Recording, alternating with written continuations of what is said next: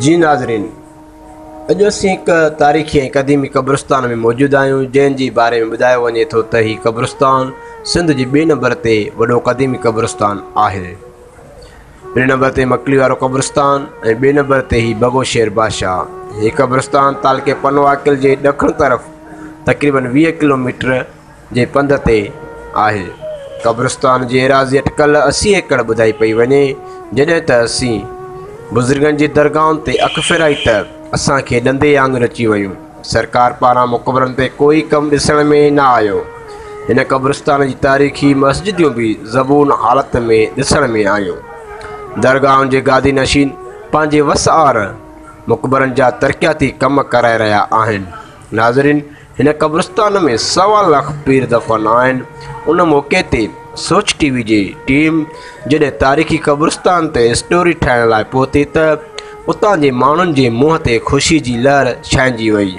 जॾहिं असीं उन्हनि खां मालूमात वरिती त उन्हनि सोच टीवी सां ॻाल्हाईंदे चयो त मियाँ मोहम्मद मुस्तक़ीम अलमारूफ़ पीर बगो शेर बादशाह रहमतुल्लाह अलैह जन पंहिंजे ज़माने में पंहिंजे दौर में जॾहिं निमाज़ पढ़ाईंदा हुआ, सलाम वराए वेहंदा हुआ त शींहुं उन्हनि जे उत्तर पासे ॾों ईंदो हो ऐं बगो शेर बादशाह बगो रंग जा एतिरा बगा सलाम वराए वेहंदा हुआ त जमायत जेका आई त बगेश्वर बादशाह जे मुंहं ॾे तके न सघंदी। माना एतिरो साईं जन जो चहिरो रौनक ऐं दहशत वारो हूंदो त साईं जन ॾे को बि सलाम वाराए वेहंदा त को बि कंहिंखे बि इहा ताक़त न हूंदी त साईं जन जे चहिरे ॾे तकियूं।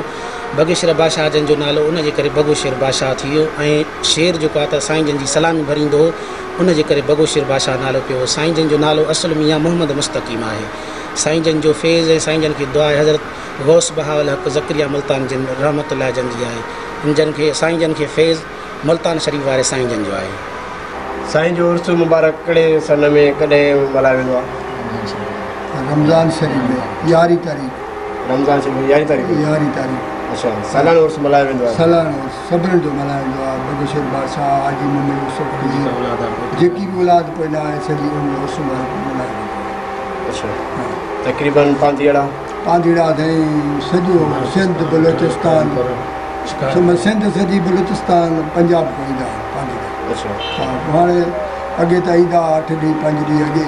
हाणे सवारियूं आहिनि, अचनि था कार ते वठी था वञनि। अच्छा, वो मेलो लॻंदो आहे या सिर्फ़ु ख़ाली उर्स जी जॻह लॻंदो आहे? बसि सिर्फ़ु उर्स मुबारक, नात शरीफ़, क़ुरान ख़ानी ऐं नमाज़ तस्बीह ऐं लंगर, बसि ॿियो कुझु कोन्हे। अच्छा, माना मेले वांगुरु न लॻंदो आहे? कुझु बि न, को खिलौनो बि, का ॻाल्हि का पंध का शइ न हूंदी आहे। सिर्फ़ु बसि क़ुरान ख़ानी, नात शरीफ़, इहो ॿियो कुझु कोन्हे। पोइ साईं जहिड़ो तारीख़ी वाक़ियो जेको तव्हां ॿुधंदा हूंदा वॾनि खां किथां को हिकिड़ो तारीख़ी वाक़ियो असांखे यादि आहे। साईं ॿुधाईंदा हुआ त बलोचिस्तान में साईं उते को हुयो, वॾेरो हुयो, उनजे घर में जिन्नात हुयो। अच्छा, बलोचिस्तान में जी। पोइ जेको बि पीर फ़क़ीर अचे माना उतो माना उनखे जिन्नात जेकी उते वेहण न ॾे, डुकाए छॾे, नुक़सानु ॾे। पोइ बगो शेर बादशाह पाण विया आहिनि सैर कंदे कंदे। उन्हनि अर्ज़ु कयो ख़ुशनि त असांजे घर साईं जिन्नात आहे, जेको अन्न आहे उहो गंद थी थो वञे, अटो आहे जेको उहो गंद थी थो वञे, ऐं जेकी असां खाऊं था, जेकी कमु कयूं था, माना असां का शइ न बची आहे। माण्हू बि बीमार आहिनि। बगो शेर बादशाह पाण वियो हुते वेठो वञे त जिन्नात जेकी हुनजो सरदार हिकिड़ो हुयो, ॿिया सभु कोठ ते चढ़ी वेही रहिया। उन सरदार चयो त फ़क़ीर छा लाइ आयो आहे तूं? वापसि हलियो वञ त तूं न बचंदे, मुंहिंजी फ़ौज जेकी आहे तोखे दलीलो ख़्वार कंदी। साईं चयो इन ॻाल्हि खे ॾिसूं था पिया। 5 मिंट 10 मिंट गुज़रिया। बगो शेर बादशाह उन जी फ़ौज खे हुकुम कयो त वठो इन खे। उन फ़ौज जी उनखे सरदार खे वरितो, कुटे मां कयूं, नेठि हुन जिन साईं को माफ़ी घुरी। और उहे जेका खुसा हुया ज़मीदार, उनखे ख़ैरु थी वियो, अलाह जी रहमत थी पई। उहे वरी इन जे करे बलोचिस्तान जेको सॼो आहे सो असांजे हिते बगो शेर बादशाह ते ईंदो आहे। जवान थियल हाज़िरी भरींदा आहिनि। पर सालों साल जा हर तक़रीबन 5-7 उर्स थींदा आहिनि साल में। उन कुल उर्सनि ते ईंदा आहिनि। हिन वक़्तु असां सां गॾु आहिनि बगो शेर बादशाह जा गादी नशीन मियाँ मोहम्मद आबिद हुसैन साहिबु, गुडर साहिबु। अचो त संदसि बगो शेर बादशाह जी कुझु हिस्ट्री असांखे ॿुधायो, असांजे नाज़रीन खे ॿुधायो त बगो बादशाह जो नालो कीअं पियो ऐं कॾहिं कहिड़े सन में थियो असांजी औलाद? असल में हज़रत बगोशर बादशाह रसूल नालो मियां मोहम्मद मुस्तकीम रहमतुल्लाह आहे। पाण 1100 हिजरी जो बुज़ुर्ग आहे।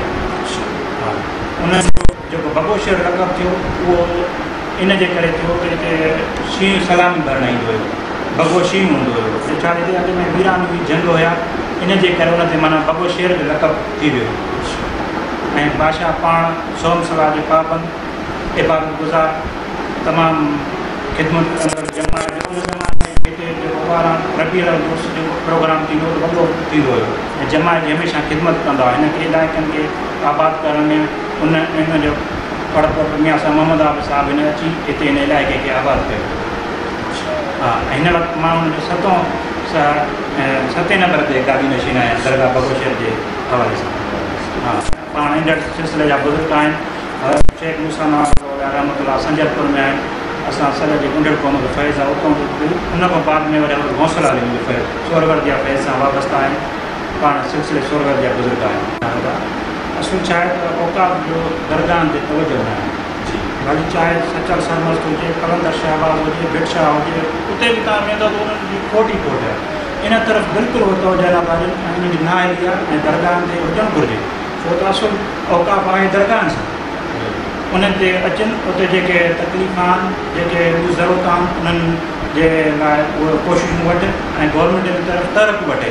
मगर अफ़सोस सां चवणो थो पए त सदाई दरगाहनि खे पोइते कयो वियो आहे ऐं हिन दरगाह सां बि हे बि तारीख़ी मुक़ाम आहे। ऐं मकलीबाद में दरगाह बगोशर जो 2 नंबर क़ब्रिस्तान आहे सिंध में।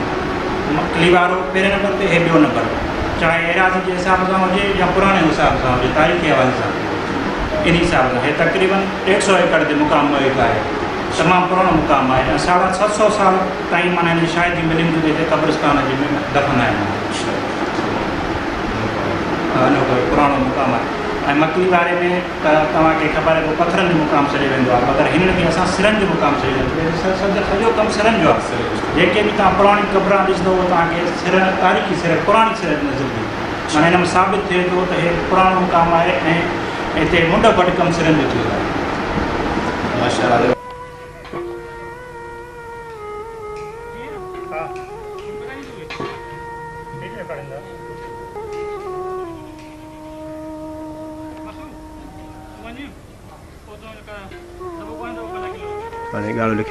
जी नाज़रीन, हिन वक़्तु असीं मौजूदु आहियूं पीर बाइज़ सुल्तान ते ऐं उते असांखे हिकिड़ो तमामु तारीख़ी दान, पुराणो तारीख़ी दान मिलियो आहे। अचो त तव्हांखे हुन सां असां ॻाल्हि ॿोल करायूं। चाचा, सभ खां पहिरियों त तव्हां पंहिंजो तारीफ़ करायो। साईं, असांजो नालो मोहम्मद अयूब आहे। मां पाण महेसर आहियां। सिंध में उहो साईं आहे कि उनजी तो वटि इंटरव्यू आहे। मां चयो आहे कहिड़ी आहे? मथो साईं 7 सन खां वठी पीर बाइदो आयो, जंहिं अची हिते मुबारकपुर खां वठी गैमिड़े ताईं 8 कोहनि में जागीर रखी हिन जी। पोइ रेलवाई बंदि निकितो त इहो साईं खे हाणे मैसरो स्टेशन थी, पनो धारेजन जो हो, मैसरो मैसरे जो, घोटकी घोटनि जी, मीरपुर मार जी, ॾहरकी ॾहरक जी, बंदि खां अॻु मैसरनि जी देह गैमिड़े ताईं। उन खां पोइ हिनखे औलाद कान थींदी। पोइ हीअ मैसर खे दुआ कंहिं सरदारी बि बचके ऐं अबे खे चवाणी इहा जागीर बि 8 कोहनि में ॾिनासीं। नबी बस खां पुछो अब्दुरमान खां, त अब्दुरमान तव्हां त ख़ैरपुर में चवंदा हुआ वॾा मैसर ऐं नंढा मैसर, तव्हां त 11 ऐं 10 सन खां कोन ॿुधायो। मोहम्मद अयूब चए थो 7 सन खां वठी मैसरनि जी सरदारी। पोइ पीर साईं पागारो कोट धणी हितां टपियो। कोट धणी हिन जी 3 पीढ़ी अॻ में हो, माना जंहिंखे 90 साल मोए थियो आहे, उहो टपियो हिते जी बि दुआ घुरे त हिन में 1.25 लख हाफ़िज़नि जो अलाही दुआ घुरो। वरी हे 1.25 लख औलाद जो जेको नालो रखियो आहे सो पीर साईं पागार कोट धणी रमताला हिन जो नालो रखियो आहे। अच्छा। उन खां पोइ असां जेको सुगड़े आंदा आहिनि सभु हिते घुमाया अथसि। हिन में वलीअ वॾा आहिनि जे हिन में होॾां कामन पीर बि आहे। कामन पीर बि आहे जे 7-8 आचर उन ते कामन हुनखे छॾी वेंदो। तंहिंखां पोइ हिन पीर बाइद जी बादशाह जे हेॾां वरी ॿियो काइम अली शाह आहे। उन जे ॿाहिरों बि 7 भमरा जहिड़ो सुवालु खणी आ, फिर ॿाहिरों साह मुझाए, उन जो न पूरो थिए त उनजो ख़र्चु भाड़ा मां भरींदुमि। उहो हिन पासे न आहे। ॿिया बि वलीअ तमामु घणा आहिनि, पर जॾहिं पागारनि जो नालो रखियलु आहे त 1.25 लख असां कसम ई 1.25 लख खणंदा आहियूं। फ़क़ीर साईं, हा ईअं थींदो आहे। बाक़ी साईं बादशाह जो जेको हे लक़ब आहे हिनखे वॾो त ख़्वाजा ख़ज़र सां हिते जंग कई अथई। उहा मस्जिद पौड़ियूं अञा ठही पियूं, दरिया जो मुंडो हितां हो। पोइ हिक ॿिए सां उॾरी अलाए 100 क़िस्म थी वेंदा आहिनि वलीअ साईं। पोइ पीरबाद बादशाह कौरनि में टपियो, नांग थी ख़्वाजा ख़ज़र लॻोसि खणी बंदि कयांसि लोह। पोइ वैदो वतां त हाणे मां हिते न ईंदुमि। तंहिं महिल पीरबाद ख़्वाजा ख़ज़री हिते डुकाए छॾियो। तंहिंखां पोइ हिन जो नालो रखियो आहे त पीरबाद सन तुनियो। हाणे तुने जो लक़ब जो काई कोरे में निकिरियो, वलीअ ख़्वाजा ख़ज़र सां जंग कई आहे। 4 नबी ज़िंदा आहिनि, चइनि ते किताब आहिनि, कलमे वारा कुल 8 नबी आहिनि। ज़माने जूं ॻाल्हियूं त खुटण जूं न आहिनि, ॿुधायां कीअं कंहिंखे कढण जूं न आहिनि, सचियूं दिलियूं रुसण जूं न आहिनि, हज़ार सदमनि में हटण जूं न आहिनि, खून खथियूं लिकण जूं न आहिनि, अॼु गरियूं गंजियूं बि वठण जूं न आहिनि, जेके अश्कबाज़ी में फाथियूं से लुकमान खां बि छुटण जूं न आहिनि। छा कयूं दादनि, अखियूं सॼण जूं साॻियूं ॾिसण जूं न आहिनि। हलो ॿुधायो साईं, मुंहिंजो मियां शाहनवाज़ नालो आहे। शाहनवाज़ जी, पाण तुनियो आहियां साईं। अच्छा, तुनियो आहियो जी। तव्हां हितां जा साईं? साईं असां ख़िदमतगार बि आहियूं ऐं बाज सुल्तान जी औलाद बि आहियूं। अच्छा, साईं बाज सुल्तान जी औलाद जी। असांखे साईं बाज सुल्तान जी कुझु स्टोरी त ॿुधायो।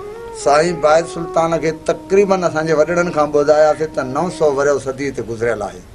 जेको हिते ज़िंदा आयल हुयो, जंहिंजो हिते कारोबार हलंदो रहियो ऐं हिते हुनजी पौड़ी ठहियलु आहे। ॿेड़ी ते हिंदुस्तान खां माल आणींदो हो ऐं हितां नींदो हो। हुन ज़िंदा आहे। उहे सभु कमु जेको मस्जिद आहे या मुक़बरो आहे, इहो हुनजो पंहिंजे हथनि सां तयारु थियल आहे। अगल आयल आहे हणंद शहर खां। अच्छा, बाज सुल्तान पोइ रहियो मीरपुर माथेले में। मीरपुर माथेले खां बाद में अलाह पाक वारनि खे हुकुम थींदो आहे त बाबा तव्हां हाणे हिन जाइ ते वञी इजाज़त कयो। पोइ पीरबाज सुल्तान हितड़े आयो। हे जेतिरी परगिस्ती आहे कुल पीरबाज सुल्तान जे खाते सां आहे। पोइ त कब्ज़ो आहे। पोइ हर माण्हू असां औलाद थोरो पोइ लागर राई में रहिजी वियासीं। चयोसीं बाबा ठीकु आहे ठीकु आहे। पोइ असांखे 5 साल थिया आहिनि मुस्तक़िल यारी कंदे ऐं मालिक जो कमु कराईंदे। जेके बि कमु आहे असां पाण कयूं था, हाणे पाण संभालंदा पिया। हिते रहाश आहे मालिक जी दरगाह ते। अच्छा, असांखे थोरी असांजे नाज़रीन खे इहो बि ॿुधायो त जेका इहा मस्जिद ठहियलु आहे इहा कहिड़े सन जी ठहियलु आहे ऐं शाह अब्दुल लतीफ़ भिटाई जॾहिं हितां गुज़र थियो तक़रीबन उनखे घणो अरसो थी गुज़रियो आहे? साईं, इनखे तक़रीबन माना असां वॾनि खां ॿुधण में 900 वरियो त साहिब बाज सुल्तान जो हुयो। उन खां पोइ 5, 8, 10 सालनि खां बाद में आयो घोटकी लोहे शरीफ़ जी मस्जिद सॾिबी आहे। उते भिटशाह सरकार सां यार निमाज़ पढ़ी। असां जहिड़ा खोड़ माण्हू हुया, हुन हरवा खे ॿधो कुतो करे ॿाहिरि। पोइ जेको अलाह वारो हो अखियुनि वारो हुन त ॾिठो हुन निमाज़ पढ़ियईं, बाक़ी ॿिया सभु भॼी विया। चई बाबा भिटशाह सां त कुता साण। पोइ हो उतां जंहिंमहिल निकितो त हितड़े आयो। जंहिंमहिल हिते ॾिठईं त हिते त मंदल अञा मथे। हे 1.25 लख पीर जो सरताज आहे बाज सुल्तान। 1.25 लख पीर, 1.25 लख आसन जो। पाकिस्तान पूरे में 1 नंबर ते मकलीबाद दरगाह आहे, 2 नंबर ते बाज सुल्तान दरगाह आहे। पूरी सिंध लेवल ते, पाकिस्तान लेवल ते मक़सदु आहे। हे इहा मस्जिद में उहो आयो हितड़े। पोइ 40 ॾींहं रहियो आहे, केतिरा बि ॾींहं रहियो आहे भेट साईं हिते। हा, हिते एतिरो असुर रही। हितां पोइ बाज सुल्तान मोकिलाए पोइ हली वियो। ऐं बाज सुल्तान जे सिजरे में जेको किताबु आहे असां वटि, उन में जेको दस्तार मुबारक आहे, कलंदर लाल ऐं अब्दुल लतीफ़ सरकार उन्हनि ॿधराई आहे हुनखे बाज सुल्तान खे। हा, ऐं माशाअल्लाह असां नाज़रीन खे इहो ॾेखारींदा हलूं त मस्जिद तमामु तव्हां ॾिसो था हालत शहीद थियण ते आहे। हीअ तारीख़ी माग आहे। हिन वक़्तु कंहिं बि साईं खे चवण सरकारी अमलदार या साईं खे चवण सियासी कामोरे हिन मस्जिद जी सार न लधी आहे। साईं इहो तव्हां ॿुधायो भला हिते की सियासतदान या साईं केतिरा ई आहिनि। असां जंहिं ॾे बि हली वियासीं असांजो हाल मिसकिनी आहे। हुननि चयो बाबा बसि हिते निमाज़ पढ़ण वारो न आहे, हे न आहे, हो न आहे। बाबा असां सां कुझु तावन कयो, सिर्फ़ु असांखे थोरो हुनजो बुनियादो तयारु कराइजो। बुनियादु तयारु कयो, अलाह जी ज़ात कंदी, मस्जिद बि तयारु थी वेंदी, हर शइ थी वेंदी। ऐं हिन में मुला बि रखायूं, मस्जिद में आबादी कयूं, आबाद थिए। पर परगिस्ती जा माण्हू बि इहा शइ चवंदा आहिनि त जेकर हिते इहा आबादी न हुजे, सिर्फ़ु खीसे कट वारा आहिनि। हीअ जेके 2 पथर तव्हांखे असीं ॾेखारे रहिया आहियूं, इहे शाह अब्दुल लतीफ़ भिटाई रहमतुल्लाह जे दौर जा हिते आहिनि। पाण खणी आयो या किथां पत्थर? हिकिड़ो ई पत्थर हुनजो आंदल आहे, हिकिड़ो बाज सुल्तान पाण आंदो आहे मक़सदु आहे। अच्छा, इहा जेकी असां ॿुधूं था वॾनि खां ॻाल्हि, छो त असांजी अखियुनि जी न आहे ॾिठ। बाक़ी जुदा जुदा आहे। हा, पत्थर जुदा जुदा आहिनि, हर कंहिंजो पंहिंजो नक्शो जुदा जुदा आहे। हिकिड़ो बाज सुल्तान जो आयल आहे, हिकिड़ो हुनजो पंहिंजो आयल आहे। जी नाज़रीन, ही तव्हांखे असीं मस्जिद जा ॾेख ॾेखारे रहिया आहियूं जेका ज़बून हालत थींदी वञे पई। हीअ तमामु तारीख़ी ऐं पुराणी मस्जिद आहे ऐं मस्जिद जी का पुरगुण न लहण ते असांखे ऐं तव्हां ज़रूरु तव्हांखे बि दिली ॾुख पहुचंदो हूंदो। हीअ हिन जा ॿाहिरियां ॾेख आहिनि ऐं उन खां अलावा तव्हांखे असीं अंदरि बि ॾेखारियूं। हीअ मस्जिद शरीफ़ जी छत आहे जेका माशाअल्लाह काठ जी ठहियलु आहे ऐं काठ में ताक़त लॻे थी। साईं इहो ॿुधायो छत साॻी आहे? हाँ साईं, छत ईअं बसि मरम्मत थींदी रही आहे ऐं तक़रीबन साॻी रहियल आहे। अच्छा, भिती बि उन वक़्त जूं आहिनि? उन वक़्त जी रहियल आहे। अच्छा, तव्हां माना कुझु बि न कयो, सिर्फ़ु असां थोरो असां सिर्फ़ु इहो रिपेयरिंग कई आहे, थोरी घणी बसि अहिड़ी रिपेयरिंग कंदा रहिया आहियूं बसि।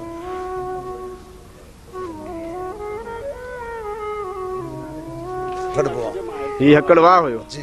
अच्छा, उन वक़्त जो? उन वक़्त जो। अच्छा, चवंदा आहिनि त साईं हिते दरिया वहंदो हुयो? हा, हे दरिया वहंदो हो ऐं बादशाह सुल्तान सां इहो बि वाइदो थियलु त हेॾे हिकु दफ़ो ईंदुसि ज़रूरु। अच्छा। हा, हिते बोर्ड थींदी हुई को माना वॾा ॻाल्हि कंदा आहिनि, हिते बोर्ड थींदी हुई को पहिरियों जी। अच्छा, पोइ माना सुल्तान कब्रिस्तान जे करे वरी दरिया हकड़ वाह करे छॾिबो आहे ऐं बोर्ड ईंदी रहंदी हुई। उन बोर्ड जो वाइदो थियलु हो पीर बादशाह सुल्तान सखी सां त हिकु दफ़ो ज़रूरु तुंहिंजो सलाम भरींदासीं। ऐं दरिया खे हुन ॾंदण कंदो वेठो त चइड़े पोइते मोट ॾंदण कंदे उछलिया त दरिया पोइते हलियो वियो, जेको हिन महिल ताईं पोइते हलियो वियो आहे। तक़रीबन साईं घणो मुफ़ासिलो पोइते हलियो वियो आहे इहो? इहो साईं तक़रीबन त हाणे 20-25 किलोमीटर दरिया जेको आहे पोइते बादशाह सुल्तान खां पोइते हलियो वियो आहे। अच्छा, हाणे मां साईं सां वाइदो थियलु अथसि? साईं सां वाइदो थियलु अथसि त हिकिड़ो चकर ज़रूरु तव्हांजो सलाम भरबो।